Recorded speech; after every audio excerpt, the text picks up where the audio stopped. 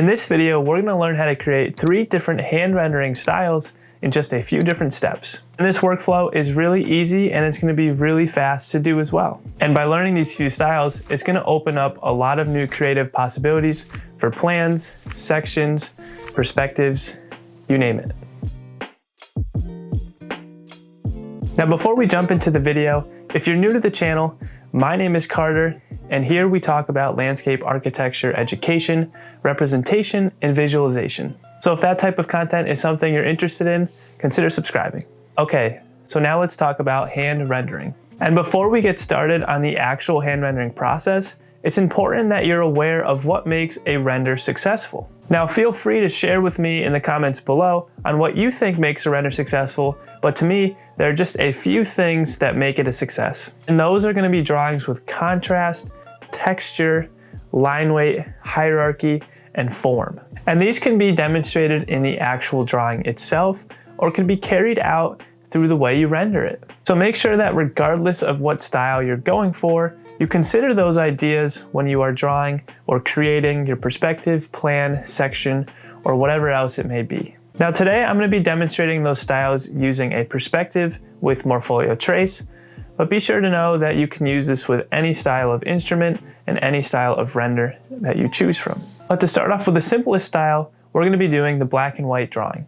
Now, the black and white render can often be viewed as unfinished or unpolished and can be the least interesting of the visual spectrum. But I would argue here that black and white drawings can actually be some of the most impactful statements that you make on the page and can be some of the most interesting concepts and ideas that you come up with in your lifetime. Now, starting off, of course, with any drawing, you want to make sure that the meat of your drawing is set up correctly.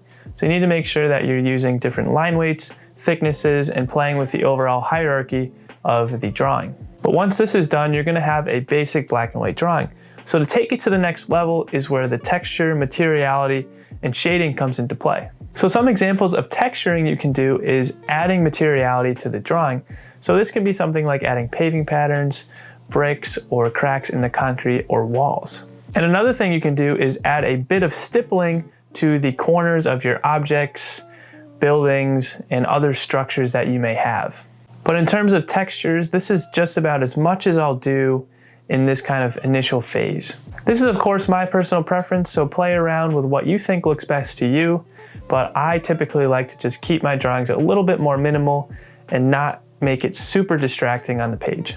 Now the next step is going to be adding shading and hatching to your drawing. This is going to be a cross, a vertical, horizontal, or a 45-degree hatch.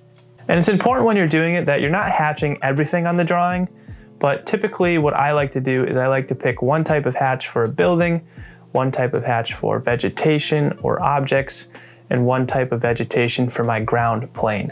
And for the areas or things I'm going to hatch, it's typically that designate change in texture or add depth to the overall drawing.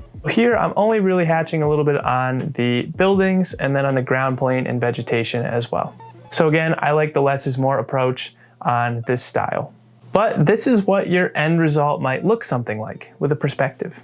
Now the second style is going to be my personal favorite on the list. And this is a combination of the black and white render with a pop of color.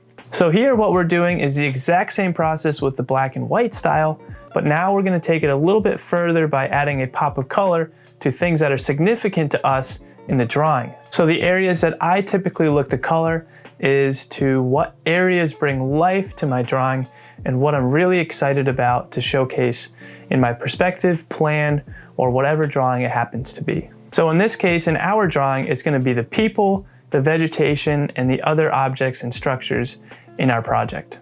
Now for the coloring technique itself, you can either go with the full render option or you can go with a kind of faded, softer look to the perspective sketch. So for today's purposes, I'm going to demonstrate the more suggestive and softer look to the color render. So I like to do this technique using light greens, blues, yellows, and reds, and I like to almost stipple in the colors into our drawings. So here, I'm never going to fully color in a person, object, or structure, but I'm going to do just enough to make it look very texturized and somewhat match the hatching and kind of other black and white styles that we have going on here.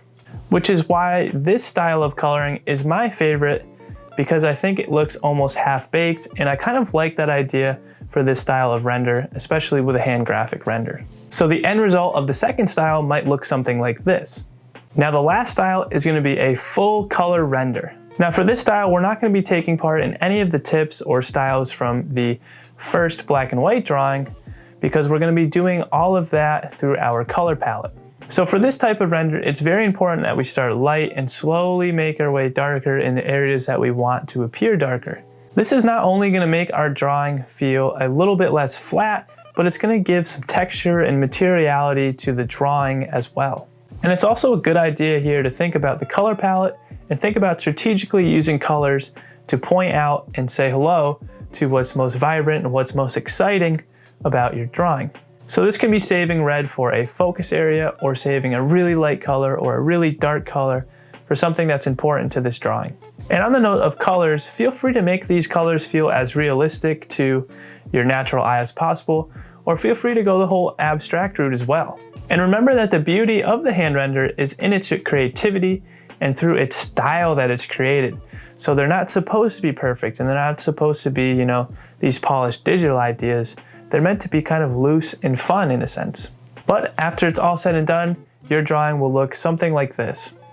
So those are 3 different hand rendering styles to try out in your next project. And if you have any questions about the techniques or styles, feel free to drop a comment down below, and I'll do my best to answer in the best way possible. Of course, if you found this content useful, drop a like. It helps me know that this content was useful to you and helps push this content out to others who may need it.